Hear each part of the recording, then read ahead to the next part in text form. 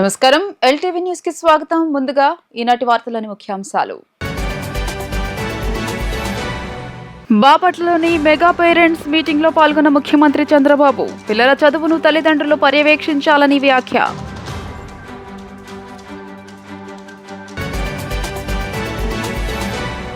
కడపలోని mega parents meeting లో పాల్గొన్న deputy CM Pawan Kalyan అత్యధికంగా లైబ్రరీలు ఉన్న ప్రాంతం రాయలసీమ అని వెల్లడి.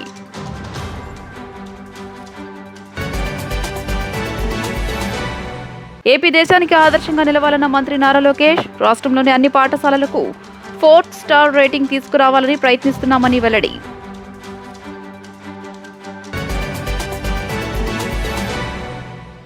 పిల్లల చదువును తల్లిదండ్రులు పర్యవేక్షించాలని, వారు స్మార్ట్ ఫోన్లకు బానిసలు కాకుండా చూసుకోవాలని ముఖ్యమంత్రి చంద్రబాబు తెలియజేశారు.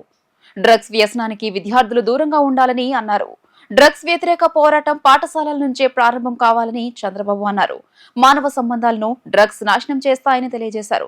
కొందరు డ్రగ్స్ ను కూరగాయ పంటల్లా సాగు చేస్తున్నారన్న ఆయన వారిపై ఉక్కుపాదం మోపుతామని వెల్లడించారు. బాపట్ల పురపాలక ఉన్నత పాఠశాలలో కార్యక్రమానికి సీఎం నారా చంద్రబాబు నాయుడు, విద్యాశాఖ మంత్రి నారా లోకేష్ హాజరయ్యారు. ఉపాధ్యాయులు, విద్యార్థులతో చంద్రబాబు ముచ్చటించడంతో పాటు వారి ప్రగతి నివేదికలను పరిశీలించారు. వారి విద్యాభ్యాసన సామర్థ్యాలను పరీక్షించారు. వారితో ముఖాముఖి సంభాషించిన ముఖ్యమంత్రి పిల్లల జీవిత లక్ష్యాలను తెలుసుకున్నారు. వారికి పలు సూచనలు చేశారు. తరువాత విద్యార్థుల తల్లిదండ్రులు, పూర్వ విద్యార్థుల సూచనలు, సలహాలు ఆయన విన్నారు. అనంతరం పాఠశాల ప్రాంగణాన్ని సీఎం పరిశీలించారు. బాపట్లలో విద్యార్థుల క్రీడా పోటీలను చంద్రబాబు ప్రారంభించారు. సరదాగా కాసేపు వారితో కలిసి టగ్ ఆఫ్ వార్ లో పాల్గొన్నారు. ఈ సందర్భంగా సీఎం మాట్లాడుతూ ఎలక్ట్రానిక్ డివైస్ తో జాగ్రత్తగా ఉండాలని సూచించారు. సైబర్ నేరగాళ్లు చాలా మంది తయారయ్యారని, వారి చర్యలకు అడ్డుకట్ట వేయాలని అన్నారు. మాయమాటలతో, స్నేహం పేరుతో జీవితాలు నాశనం చేసే స్థాయికి వారు వచ్చారన్నారు. టెక్నాలజీతో మంచితో పాటు చెడు ఉంటుందని గుర్తుంచుకోవాలన్నారు. 24 గంటల పాటు ఫోన్ చూడడం వ్యసనం, అదొక బలహీనత అని చెప్పారు. టీచర్లు, తల్లిదండ్రులు అన్ని జాగ్రత్తలు తీసుకోవాలని సూచించారు. డ్రగ్స్ బారిన పడి జీవితాలను పాడు చేసుకోవద్దని అన్నారు.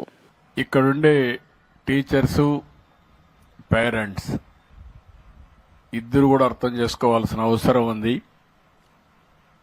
ఈ సెల్ ఫోన్లు కానీ, ల్యాప్టాప్లు కానీ, ఏవైతే ఎలక్ట్రానిక్ ఇవన్నీ ఉన్నాయో దాని పట్ల పిల్లలు కూడా జాగ్రత్తగా ఉండాలి.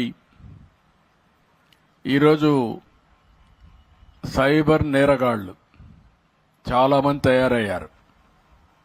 తయారయిన తర్వాత మనం చూస్తే చాలా 1-2 కాదు, ఏదో ఫ్రెండ్షిప్ చేసినట్టు చేయడం, మాయమాటలు చెప్పడం, మభ్య పెట్టడం, వాళ్ళ జీవితాలతో ఆడుకునే పరిస్థితికి వచ్చారు. స్నేహం అనే పేరు పెట్టి అక్కడి నుంచి వాళ్ళ జీవితాన్ని నాశనం చేసి, అదే మరిగా అశ్లీలమైనటువంటి ఫోటోలు కూడా తీసి బ్లాక్మెయిల్ కూడా చేసే పరిస్థితికి వస్తున్నారు.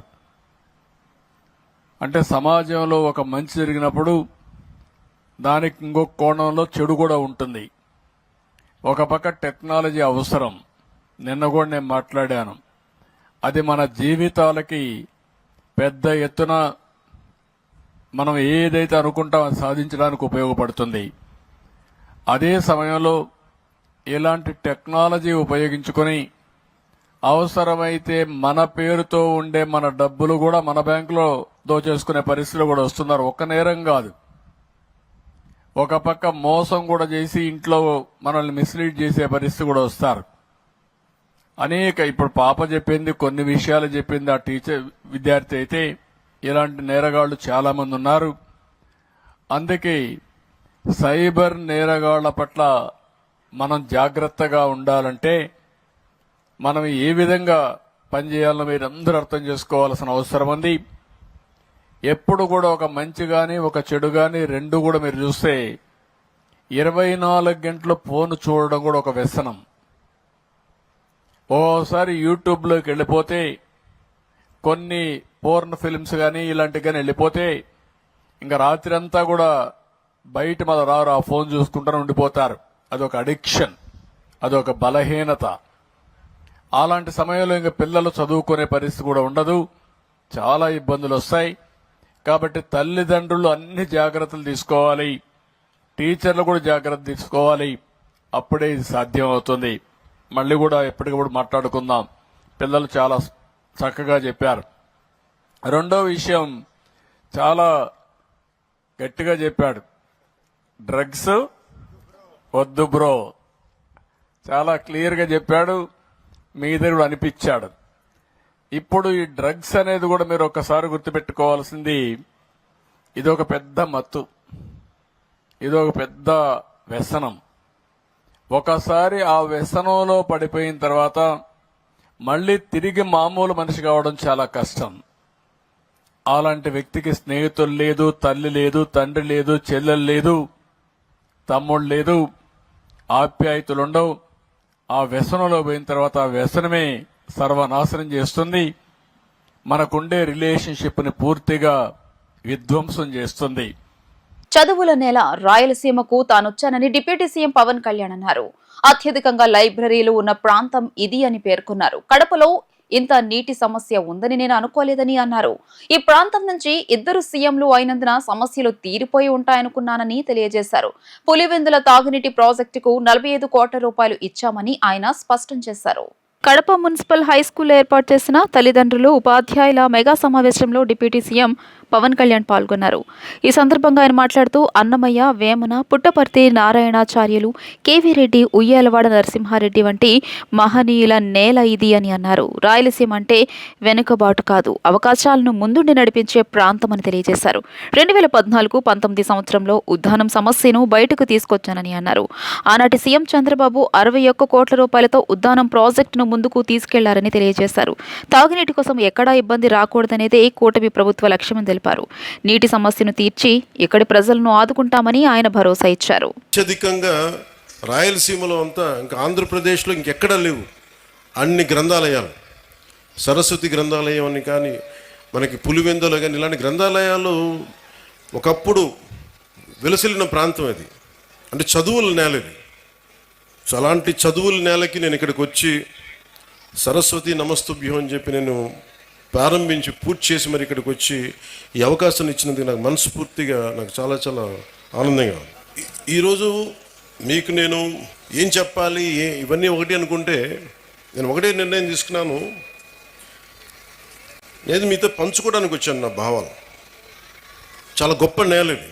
ఒక మొల్ల రామాయణం, ఒక అన్నమయ్య, మొల్ల, వేమన, పుట్టపర్తి నారాయణాచార్యులు గారు, ఒక చంద్ర పుల్లారెడ్డి గారు, ఒక తరిమెల నాగిరెడ్డి గారు, బళ్ళారి రాఘవ, కేవీ రెడ్డి గారు, ఉయ్యాలవాడ నరసింహారెడ్డి గారు, గారిచెర్ల హరిసర్వోత్తమరావు గారు, ఇలాంటి మహానుభావులు ఎంతోమంది రాయలసీమ నేల నుంచి వచ్చారు. అలాంటి నేలకి తిరిగి పునర్వైభవం రావాలి. రాయలసీమ అంటే అభివృద్ధికి వెనకబాటు కాదు, అవకాశాలకి ముందుండి నడిచే ప్రాంతం అనేది మన అందరికీ అనిపించుకోవాలి. మాధవరెడ్డి గారు చెప్తా ఉంటే, నీటి సప్లై సమస్య ఉంది, మాకు ఇక్కడ ఇబ్బందిగా ఉంది అంటే, నరేగా ఫండ్స్ ముందుగా నీటికి చాలా తీవ్రమైన సమస్య కాబట్టి ముందుగా మేడం అడిగిన దానికి నేను సమాధానం చెప్తా ఉన్నాను. జాతీయ ఉపాధి హామీ కిందకు వచ్చే నరేగా ఫండ్స్ కూడా గవర్నమెంట్ ఆఫ్ ఇండియా కేవలం పట్టణాల్లో కాదు, గ్రామాల్లోనే దీన్ని నిర్దేశించబడింది. వాటి వరకే పరిమితం చేయాలి. పట్టణాలకు వచ్చేటప్పటికి అమృత్ స్కీమ్ కింద బలమైన అవకాశాలు ఉన్నాయి. ఖచ్చితంగా దాన్ని పరిశీలిస్తాం. అలాగే మీరు చెప్తున్నప్పుడు 2 ముఖ్యమంత్రులు వచ్చారు ఇక్కడి నుంచి, ముఖ్యంగా వైఎస్ఆర్ కడప జిల్లా నుంచి. ఎవరు ఎక్కడి నుంచి వచ్చారని కాదు కానీ ఎంత చేసుకున్నారనేదే ముఖ్యం. ఎందుకంటే దేశాన్ని అంతా ఒకలా చూడాలి, రాష్ట్రాన్ని అంతా ఒకేలా చూడాలి. అంటే మీ దృష్టికి, మేడం దృష్టికి తీసుకొస్తుంది. ఉదాహరణకి 2014-19 సమయంలో నేను ఉద్దానం సమస్యను బయటికి తీసుకొస్తే, ఆ రోజున గౌరవ ముఖ్యమంత్రి చంద్రబాబు నాయుడు గారు, అప్పుడు ముఖ్యమంత్రి, 61,80,00,000 రూపాయలు ఆ రోజున చేసి ఆ ఉద్దానం ప్రాజెక్ట్ని ముందుకు తీసుకెళ్లారు. అది గత ప్రభుత్వం దాన్ని పూర్తి చేసింది.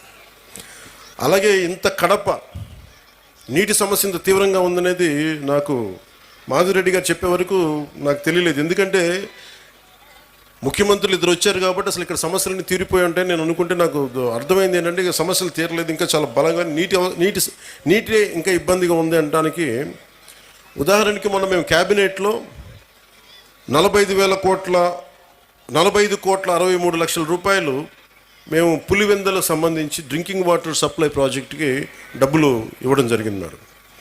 అలాగే డ్రింకింగ్ వాటర్ సప్లై కర్నూలుకు కూడా 36,56,00,000 ఇవ్వడం జరిగింది. అంటే ఎక్కడా కూడా ఈ ప్రభుత్వం గత ప్రభుత్వం చేసింది మనం చేయకూడదని అనుకోవట్లా. ఎందుకంటే గవర్నెన్స్ ఈజ్ కంటిన్యూటీ. పార్టీలు మారచ్చు, వ్యక్తులు మారచ్చు, కానీ పథకాలు నిరంతరం సాగాలనే ఉద్దేశంతో దాన్ని ముందుకు తీసుకెళ్తాం. దురదృష్టవశాత్తు మన కడపకి చేసుకోలేకపోయారు. కానీ మాధవ్ గారి ఆధ్వర్యంలో ఇది ఖచ్చితంగా నీటి సమస్యను తీర్చి మీకు ఏమైతే ఈ మౌలిక సమస్యలు ఉన్నాయో వాటన్నిటి మీద దృష్టి పెట్టేలాగా నేను చర్యలు తీసుకుంటానని మీకు మాట ఇస్తున్నాను. ఏపీ దేశానికి ఆదర్శంగా నిలవాలని మంత్రి నారా లోకేష్ తెలియజేశారు. తన చిన్ననాటి పాఠశాల రోజులు ఇప్పుడు గుర్తుకు వచ్చాయని అన్నారు. అన్ని పాఠశాలలను 4th స్టార్ రేటింగ్ తీసుకురావాలని ప్రయత్నిస్తున్నామని తెలియజేశారు. ఉపాధ్యాయులు, టీచర్స్ సహకారం కావాలని ఆయన పేర్కొన్నారు. బాపట్లలో మెగా పేరెంట్స్ టీచర్స్ మీటింగ్ లో సీఎం చంద్రబాబు, మంత్రి లోకేష్ పాల్గొన్నారు. పాఠశాల ఆవరణలో విద్యార్థులతో చంద్రబాబు, లోకేష్ మాట్లాడారు. తల్లిదండ్రులు, విద్యార్థులు, ఉపాధ్యాయులతో చంద్రబాబు, లోకేష్ ముఖాముఖి నిర్వహించారు. ఈ సందర్భంగా మంత్రి లోకేష్ మాట్లాడుతూ, మా అమ్మ మా స్కూల్ టీచర్ పేరెంట్స్ మీటింగ్కు వస్తే నాన్న రాష్ట్రానికే మాస్టర్గా ఉన్నారని అన్నారు.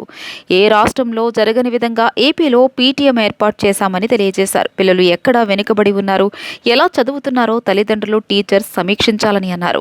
పాఠశాలలకు రేటింగ్స్ ఇచ్చాం. ప్రోగ్రెస్ కార్డుతో పాటు హెల్త్ కార్డు ఇస్తున్నాం. గతంలోనే స్మార్ట్ క్లాసెస్ తీసుకువచ్చాం. దారి తప్పిన విద్యా వ్యవస్థను గాడిలో పెడుతున్నాం. గతంలో పార్టీ రంగులు, రాజకీయ నాయకుల ఫోటోలు ఉండేవి. డొక్కా సీతమ్మ పేరుతో మధ్యాహ్న భోజనం అందిస్తున్నాం. 16,300 టీచర్ ఖాళీల భర్తీకి మెగా డిఎస్సి ఇచ్చాం. వచ్చే 6 నెలల్లో పూర్తి చేస్తాం. పిల్లలను పిడుగులా తయారు చేస్తాం. అమ్మాయి, అబ్బాయి ఇద్దరిని సమంగా చూడాలి. డిజిటల్ ల్యాబ్స్ ఏర్పాటు చేయబోతున్నాం. ప్రముఖ ఆధ్యాత్మిక ప్రవచనకర్త బ్రహ్మశ్రీ చాగంటి కోటేశ్వరరావు సూచనలతో నైతిక విలువలపై పాఠాలు తయారు చేయబోతున్నాం. డ్రగ్స్, గంజాయి వల్ల ఒక తరం నాశనమైంది. ఈగల్ పేరుతో టాస్క్ ఫోర్స్ ఏర్పాటు చేశామని ఆయన స్పష్టం చేశారు. ఈరోజు ఈ మెగా టీచర్, మన మెగా పేరెంట్ టీచర్ మీటింగ్ చూస్తే నాకు చిన్నప్పుడు నా స్కూల్ గుర్తొస్తుంది. అప్పుడు కూడా మాకు ఇట్లా పేరెంట్ టీచర్ మీటింగ్లు ఉండేది. మా అమ్మ వచ్చేది. అప్పటికే గౌరవ ముఖ్యమంత్రి గారు రాష్ట్రానికి టీచర్, అందుకే ఆయన ఎప్పుడు రాలేదు. బహుశా ఇది మొదటిసారి అనుకుంటా గౌరవ ముఖ్యమంత్రి గారు పేరెంట్ టీచర్ మీటింగ్ వస్తాం. మీ ప్రోత్సాహంతో సార్ ఈరోజు ఆంధ్ర రాష్ట్రంలో మొత్తంలో చూస్తే సంక్రాంతి పండుగ ముందు వచ్చిన వాతావరణం ఈరోజు ఉంది. ప్రభుత్వ విద్యా వ్యవస్థ బాగుపడాలంటే మనందరం దాంట్లో భాగస్వామ్యం అవ్వాలి. ఇదే లక్ష్యంతో రాష్ట్ర వ్యాప్తంగా మొదటిసారి ఏ రాష్ట్రంలో జరిగిన విధంగా ఒకే రోజు నాడు మెగా పీటీఎం మీటింగ్ మనం ఏర్పాటు చేసుకుంటున్నాం. దీంట్లో దాదాపు 45,000 పాఠశాలలు, 35 లక్షల మంది విద్యార్థులు, సుమారుగా 70 లక్షల మంది తల్లిదండ్రులు, 1,88,000 ఉపాధ్యాయులు, 50,000 మంది ప్రజాప్రతినిధులు ఈ కార్యక్రమంలో పాల్గొంటున్నారు. ఈ సమావేశంలో పిల్లలు ఎలా చదువుతున్నారు, పిల్లలు ఎక్కడ వెనుకబడి ఉన్నారు, వాళ్ళని ఎలా ప్రోత్సహించాలి, వాళ్ళని ఎలా ముందలు తీసుకెళ్ళడానికి ఈరోజు ఉపాధ్యాయులు తల్లిదండ్రులతో మాడతాం స్వయంగా నేను చూసా. గతంలో చూసాం ప్రతి కార్యక్రమంలో పార్టీ రంగులు ఉండేది, ప్రజాప్రతినిధులు, రాజకీయ నాయకులు ఫోటోలు ఉండేది. గౌరవ ముఖ్యమంత్రి గారు చెప్పి అన్నిట్లో ఫోటోలు తీసేశాం. ఈ రోజు మీరు చూస్తే మీకు ఇచ్చే రిపోర్ట్ కార్డులో ఎవ్వరి ఫోటోలు లేవు. రాబోయే సంవత్సరం ఇచ్చే పుస్తకాల్లో రాజకీయ నాయకుల ఫోటోలు ఉండవు, పార్టీ రంగులు ఉండవు.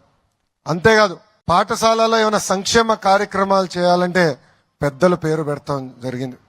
దాంట్లో భాగంగా డాక్టర్ సర్వేపల్లి రాధాకృష్ణ గారి పేరుతో స్టూడెంట్ కిట్లు ఇస్తున్నాం. ఇంకో పక్కన డొక్కా సీతమ్మ గారి పేరుతో మధ్యాహ్న భోజనం కూడా మన ప్రభుత్వం ఈరోజు అందిస్తుంది. ఇంకా మన ప్రభుత్వం కూడా ఒక నిర్ణయం తీసుకుంది, ఉపాధ్యాయులు చదువులు చెప్పాలి, అది వాళ్ళకున్న ఏకైక బాధ్యత. అంతేగాని మరుగుదొడ్లు ఫోటోలు తీస్తాం, భోజనాల దగ్గర ఫోటో తీస్తాం, ఇవన్నీ ఆపేసేయమని నేను ఇప్పటికీ అధికారులు కూడా ఆదేశాలు జారీ చేస్తాం జరిగింది. అంతేకాదు మన ప్రభుత్వం ఏర్పడిన వెంటనే 16,300 ఉపాధ్యాయుల పోస్టులు భర్తీ చేసడానికి మెగా డిఎస్సి కూడా ప్రకటించాం. వచ్చే 6 నెలల్లో ఆ ప్రక్రియ కూడా పూర్తి చేస్తాము. ఉపాధ్యాయుల పిల్లలకు అందించే బాధ్యత కూడా మన ప్రభుత్వం తీసుకుంటుందని ఈ సభాముఖంగా హామీ ఇస్తున్నాం. పేద ప్రజలకు మంచి భవిష్యత్తు ఇచ్చేలా కూటమి ప్రభుత్వం పనిచేస్తోందని మంత్రి అనగాని సత్యప్రసాద్ అన్నారు. గత ప్రభుత్వంలో చేసిన అక్రమాలు, అరాచకాలు ప్రజలకు శాపంగా మారాయని మండిపడ్డారు.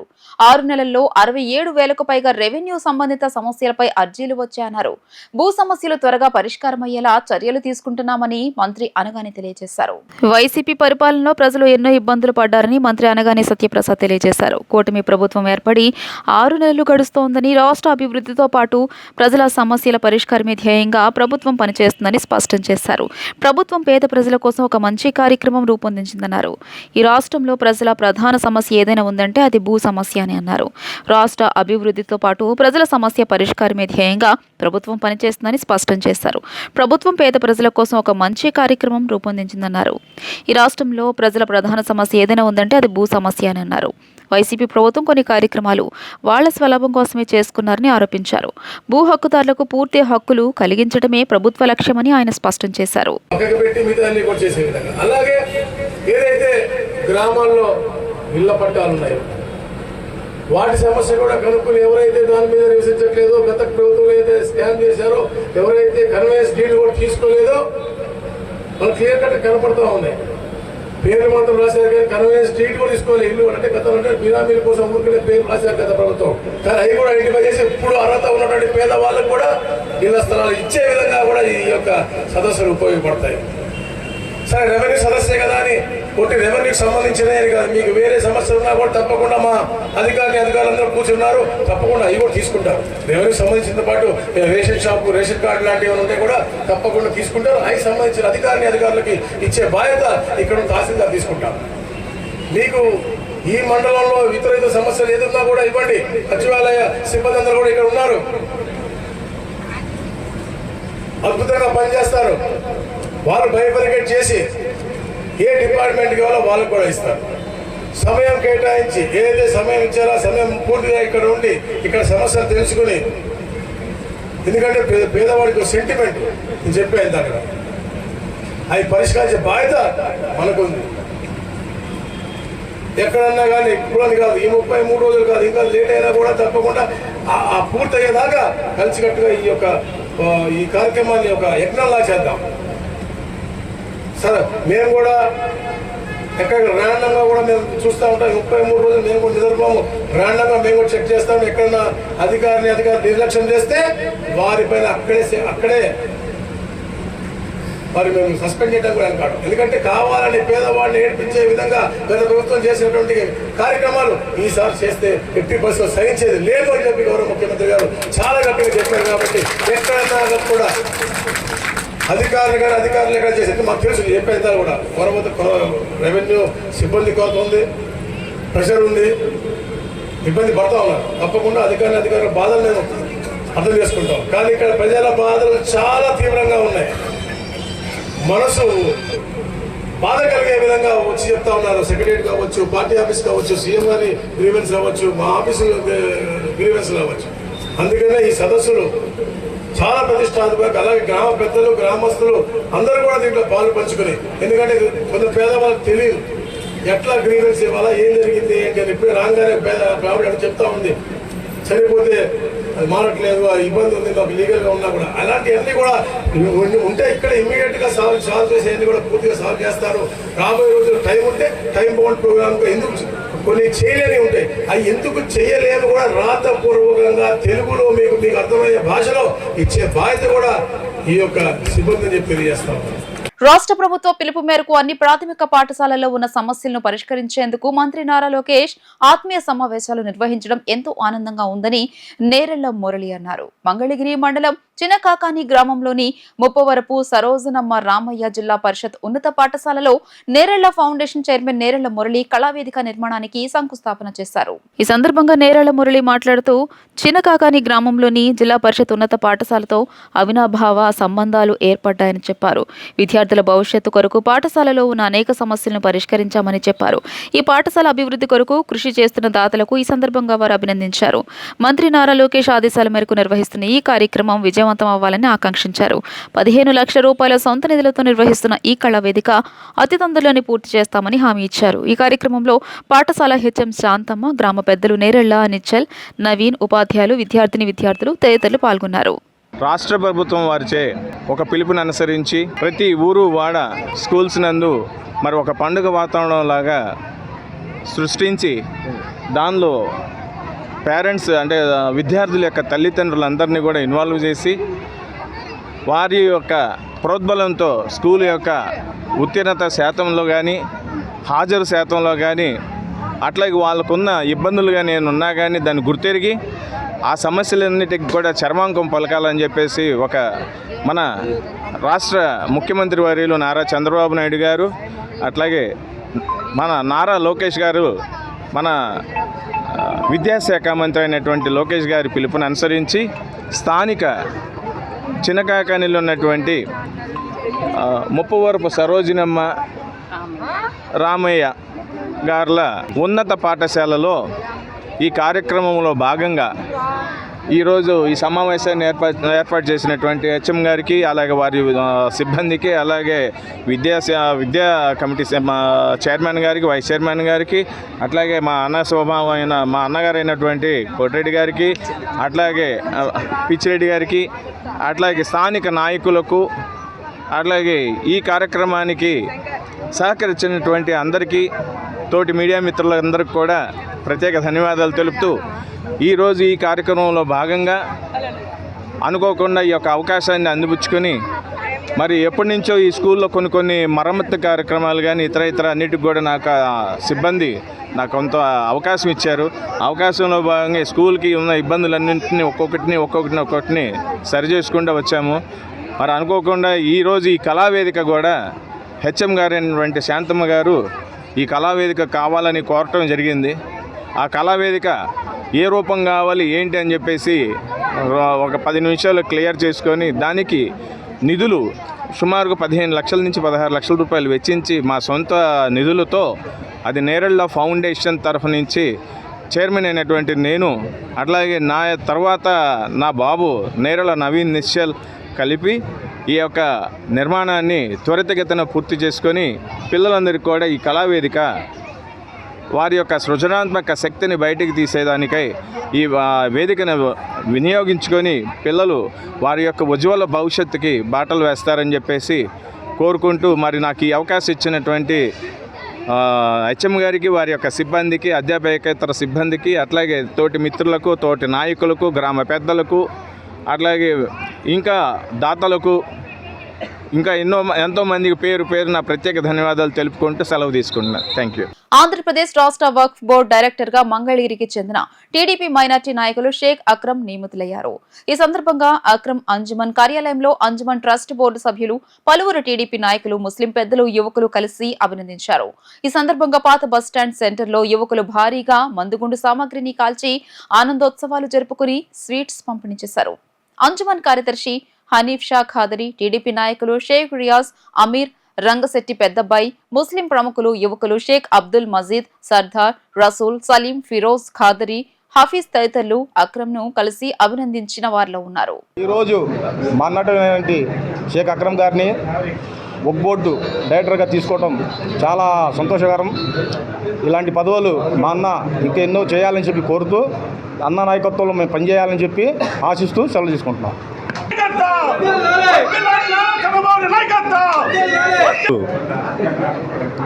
నన్ను స్టేట్ వక్ఫ్ బోర్డ్ మెంబర్గా ఈ పదవి ఇవ్వడం చాలా గౌరవప్రదంగా నన్ను ఈరోజు ఇవ్వడం చాలా సంతోషంగా ఉంది. ఇది కేవలం నా ఒక్కడికి కాదు ఈ పదవి ఇచ్చింది, మంగళగిరిలో ఉన్న అందరి ముస్లిం సోదరులందరికీ ఈ పదవి ఇచ్చినట్టే. ఎందుకంటే మంగళగిరిలో ముస్లిమ్స్ ఎన్నో ఈ అన్ని పార్టీలకి ఎన్నో నాయకత్వాలు వహించారు మంగళగిరిలో ఉన్న పెద్దలు. అయినా సరైన గౌరవంగా ఏ పార్టీ కూడా ఇవ్వలేదు. ఈరోజు టీడీపీ పార్టీ మమ్మల్ని ఇంత గౌరవప్రదంగా స్టేట్లోనే ఒక ప్రముఖమైన ఒక వక్ఫ్ బోర్డ్ సంస్థలో ఒక డైరెక్టర్ పదవి ఇవ్వడం చాలా సంతోషకరంగా ఉంది. మేము మరీ నారా లోకేష్ గారికి ధన్యవాదాలు తెలుపుకుంటున్నాము. Thank you.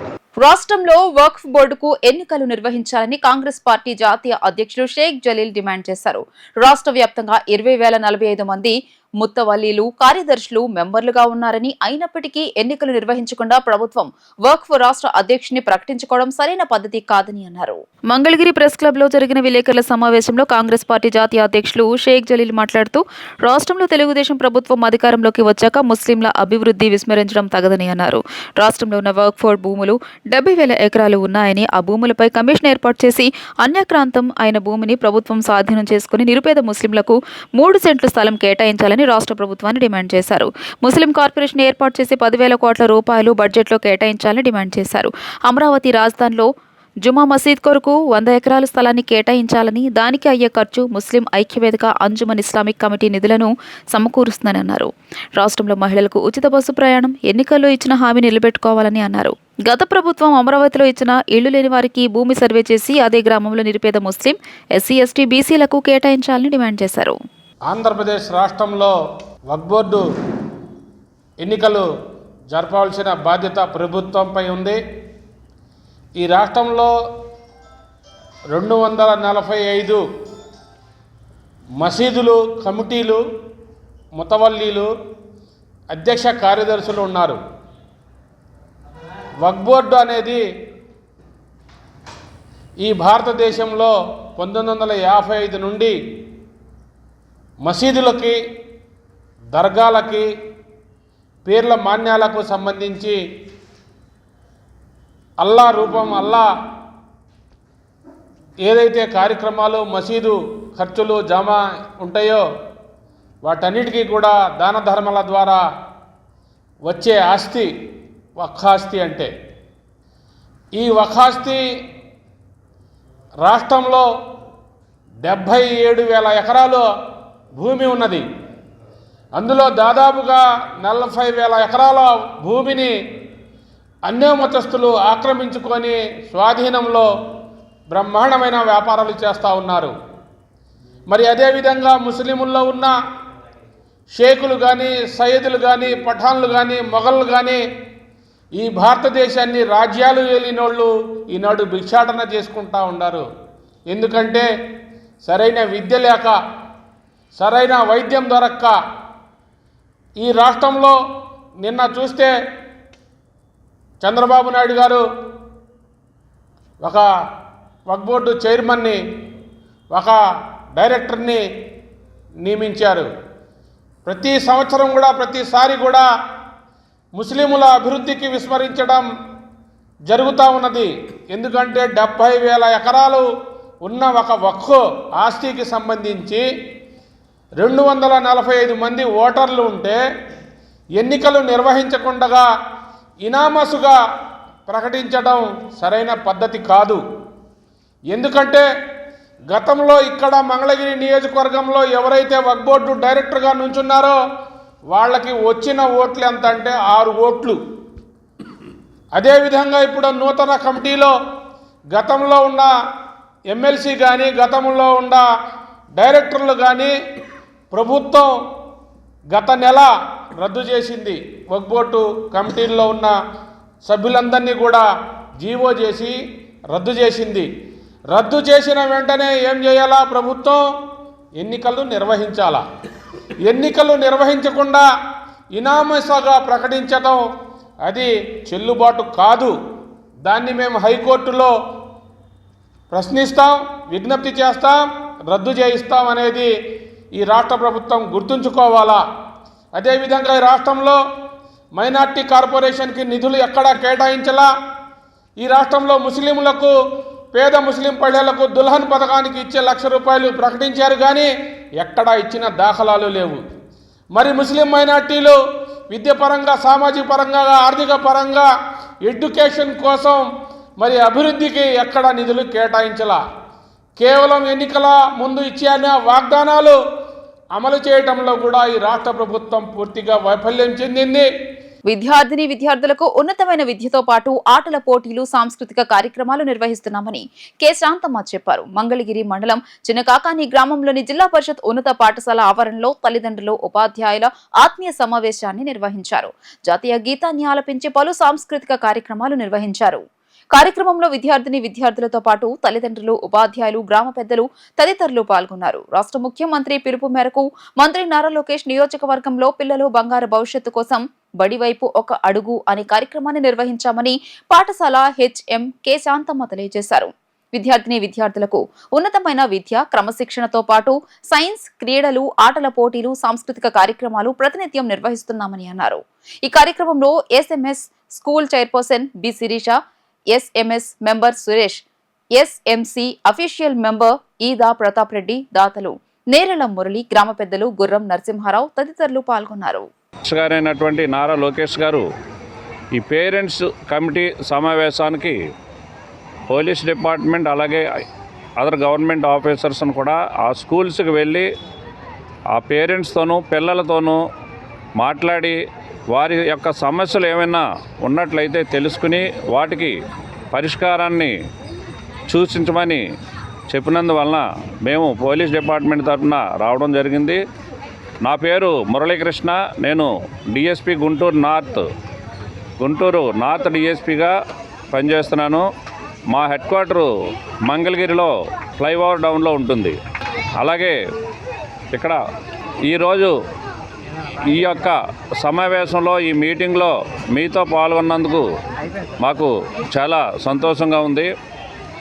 ముఖ్యంగా మహిళల కోసం, స్త్రీల కోసం మా గుంటూరు ఎస్పీ గారైనటువంటి శ్రీ సతీష్ కుమార్ గారు ఒక మంచి కార్యక్రమం ప్రారంభించారు. ఈ మధ్యకాలంలో ఒక వారం రోజుల క్రితం ఆ కార్యక్రమానికి గుంటూరు జిల్లా నుండి అన్ని యూనివర్సిటీస్ మహిళా విద్యార్థులు అలాగే కాలేజీ మహిళా విద్యార్థులు కూడా హాజరవడం జరిగింది.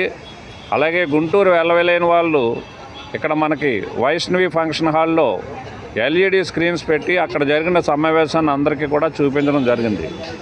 ఆ కార్యక్రమం యొక్క ఉద్దేశం ఏంటంటే మహిళా మీకోసం అని ఒక కార్యక్రమాన్ని ప్రారంభించారు మా ఎస్పీ గారు. ఆ కార్యక్రమంలో భాగంగా ప్రతి డిఎస్పీ ఆఫీసులో కూడా అక్కడ కనపడుతున్నటువంటి మహిళా మీకోసం అని ఒక ఎర్టిగా ఒక వెహికల్ని కూడా పంపించడం జరిగింది. అలాగే ఒక 2 స్కూటీస్ కూడా పంపించడం జరిగింది. ఈ 2 వాహనాల్లో కూడా మహిళా పోలీసులు మార్నింగ్ స్కూల్స్ ఓపెన్ చేసే టైంలోనూ అలాగే మార్నింగ్ కాలేజెస్, యూనివర్సిటీసు స్టార్ట్ అయ్యే టైంలోనూ అదేవిధంగా ఈ కాలేజెస్, స్కూల్స్, యూనివర్సిటీసు క్లోజింగ్ టైంలో కూడా ఈ వెహికల్స్ ద్వారా ఈ మహిళా పోలీసులు ఆ పరిసరాల్లో సంచరిస్తూ అక్కడ ఉన్నటువంటి విద్యార్థుల యొక్క సమస్యలను తెలియజేసుకోవడం, వాళ్ళలో అవేర్నెస్ క్రియేట్ చేయడం వీళ్ళ యొక్క ప్రధాన విధి. విద్యార్థులకు సంరక్షణగా ఉండడానికి మన ఐటీ శాఖ మంత్రి గారు నారా లోకేష్ గారు ఈ కార్యక్రమాన్ని ఏర్పాటు చేశారు. తల్లిదండ్రులకి, టీచర్స్కి ఒక అనుసంధానమైన కార్యక్రమం ఇది. అంటే పిల్లలు ఏ సమస్యలు ఎదుర్కొంటున్నారో ఆ సమస్యల్ని పరిరక్షణగా చేయడానికి రక్షణ శాఖ ద్వారా కూడా మనకి పంపించడం జరిగింది. డిఎస్పీని అలానే మన టౌన్ ఎస్ఐని అందరినీ సిఐ గారిని పంపించడం జరిగింది. అదేవిధంగా మహిళలకు కావాల్సిన మహిళా మీకోసం అనేది కార్యక్రమంలో భాగంగా మహిళల్ని కూడా పోలీసు శాఖను కూడా పంపించారు. కాబట్టి ప్రతి ఒక్క మహిళ ఎదుర్కొనే సమస్యల్ని ధైర్యంగా చెప్పుకొని ఆ సమస్య నివారణ కోసం ఏం చేయాలా అని చెప్పేసి రక్షణ శాఖ నంబర్లు ఇచ్చారు. ఆ నంబర్లు వినియోగించుకోవాల్సిందిగా కూడా ప్రత్యేకంగా ప్రతి ఒక్కళ్ళకి మహిళలకు తెలియజేస్తున్నాను. ప్రతిరోజు ఏదో చిన్న సందర్భం కానీ ఏ సందర్భంలో అయినా మహిళలు చిన్న అవాంతరాలు ఎదుర్కొంటున్న సందర్భాన్ని ఆంధ్ర రాష్ట్ర ప్రభుత్వం తెలుసుకొని ఆ సందర్భాలు జరగకుండా ఉండాలనే ఉద్దేశంతో ఈ కార్యక్రమాలను ఏర్పాటు చేయడం అనేది చాలా సంతోషంగా కూడా ఉంది. మహిళల రక్షణ కోసం పోలీస్ శాఖ వాళ్ళు కూడా ప్రతి ఒక్కళ్ళు వినూత్నంగా ఎక్కడైతే ఉంటుందో టెక్నాలజీని ఉపయోగించి సీసీ ఫుటేజ్ని కానీ అలానే ఉపయోగించి ప్రతి సమస్య రాకుండా చూడడానికి ప్రయత్నం చేస్తున్నారు. వాళ్ళకి ప్రత్యేక ధన్యవాదాలు తెలియజేసుకుంటున్నాను. వార్తలు ముగించే ముందు హెడ్లైన్స్ మరోసారి. బాపట్లలోని మెగా పేరెంట్స్ మీటింగ్ లో పాల్గొన్న ముఖ్యమంత్రి చంద్రబాబు పిల్లల చదువును తల్లిదండ్రులు పర్యవేక్షించాలని వ్యాఖ్య.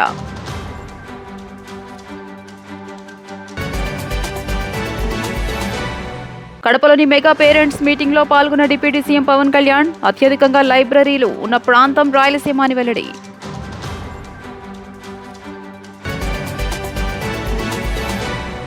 ఏపీ దేశానికి ఆదర్శంగా నిలవాలన్న మంత్రి నారా లోకేష్ రాష్ట్రంలోని అన్ని పాఠశాలలకు 4th స్టార్ రేటింగ్ తీసుకురావాలని ప్రయత్నిస్తున్నామని వెల్లడి.